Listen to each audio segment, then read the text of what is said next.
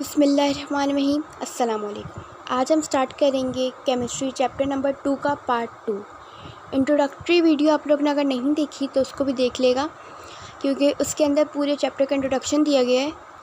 Video 1 में हम already discuss कर चुके हैं कि हमने डी आउटर ट्रांजिशन एलिमेंट होते क्या हैं, उनको डी ब्लॉक एलिमेंट्स क्यों कहा जाता है, ये सारे रीजनिंग क्वेश्चन हैं और चैप्टर का बहुत इंपॉर्टेंट इंट्रोडक्शन है। केमिस्ट्री में अगर आप लोग के कॉन्सेप्ट्स क्लियर नहीं होंगे तो आप लोग को समझ में नहीं आएगा। तो कॉन्सेप्ट्स क्लियर करने होते हैं, रट्टाफिकेशन नहीं लगाना चाहिए। तो पूरे इंट्रोडक्शन वीडियो में सारे रीजंस गिवन है कि किस तरह सारे रीजंस करने हैं और क्या क्वेश्चन आ सकता है। पूरा इंट्रोडक्शन बता दिया गया है चैप्टर पर। अब हम स्टार्ट करेंगे यहाँ से इलेक्ट्रॉनिक स्ट्रक्चर से। इलेक्ट्रॉनिक स्ट्रक्चर से हमें स्टार्टिंग लेनी है यहाँ पर। तो इलेक्ट्रॉनिक स्ट्रक्चर क्या होता है? इलेक्ट्रॉनिक स्ट्रक्चर, अगर हमें पता है कि हमें किसी भी एलिमेंट को ब्लॉक पता लगाना है तो हम इसके इलेक्ट्रॉनिक कॉन्फ़िगरेशन के थ्रू पता लगा सकते हैं।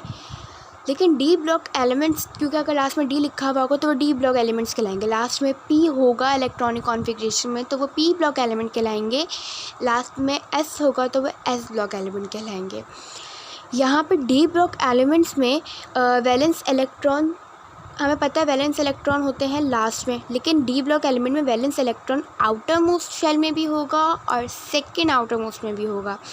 फॉर एग्जांपल अगर हम लोग देखें अपने पीरियोडिक टेबल को, पीरियोडिक टेबल में ट्रांजिशन एलिमेंट्स को देखें तो अगर हम ट्रांजिशन एलिमेंट्स को देखें पीरियोडिक टेबल में, आउटर ट्रांजिशन एलिमेंट्स को, इसमें से किसी को भी अगर उठा लें, जैसे कि अगर फ़र्ज़ करें कॉपर को उठा लिया, कॉपर का इलेक्ट्रॉनिक कॉन्फ़िगरेशन अगर हम करके देखें तो कॉपर है, कॉपर का एटॉमिक नंबर हमारे पास होता है 29।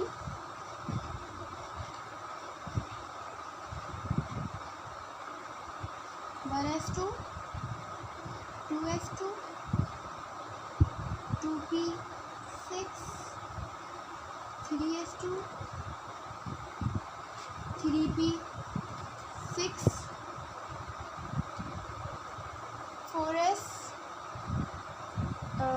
4s2,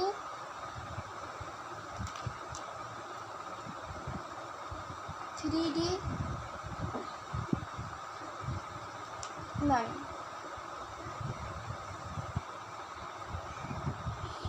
ये है इसकी इलेक्ट्रॉनिक कॉन्फ़िगरेशन।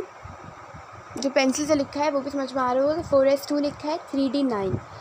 लेकिन कॉपर जितने भी ट्रांजिशन एलिमेंट्स हैं वो अपना एस में से डी को एलिमेंट्स दे देते हैं। जैसे कि कॉपर जो है, कॉपर का 4s जो है उसके पास 2 है, लेकिन नहीं वो 1 बन जाएंगे, इसको 1 दे देगा। ये 9 जो है वो 10 बन जाएगा। ये इसकी असल इलेक्ट्रॉनिक कॉन्फ़िगरेशन है जो हमें बुक में समझा रहे हैं इलेक्ट्रॉनिक स्ट्रक्चर में। ये हमें इलेक्ट्रॉनिक स्ट्रक्चर में यही बताने की कोशिश की है कि वैलेंस इलेक्ट्रॉन जो होंगे वो आउटर मोस्ट शेल में भी होंगे और सेकेंड आउटर मोस्ट शेल में भी होंगे। जैसे कि हमने कॉपर की अभी इलेक्ट्रॉनिक कॉन्फ़िगरेशन की थी तो हमें पता लग गया कि 4s2 जो था उसको 1 दे देगा लास्ट वाले को, 3d वाले को। अच्छा, उसका भी रीज़न है, वो क्यों देगा 3d को जो हमें 10 बना दिया था वो क्यों देगा? क्योंकि उसका रीज़न ये है क्योंकि हमारे पास एनर्जी जो है, एनर्जी डिस्टेंस है, क्योंकि डिस्टेंस जो है हमारे पास स्मॉलर है किसमें, एस और डी के दरमियान। अगर इसका रीज़न आ जाए तो हम लोग इस तरह लिख सकते हैं कि ये 4s2 जो है, हमें पता है इसमें 2 आते हैं, लेकिन नहीं 4s1 हो जाएगा, 1 इसको दे देगा। ऐसा क्यों करता है, इसका रीज़न भी हम लिख सकते हैं। ये इसका आंसर है कि 4s जो है उसने इसको 1 दे दिया, ये 10 बन गया। वो क्यों बना? क्योंकि s ऑर्बिटल और d ऑर्बिटल के दरमियान एनर्जी डिस्टेंस जो था वो कम था, इसीलिए उसने फौरी से एक इलेक्ट्रॉन्स को दे दिया।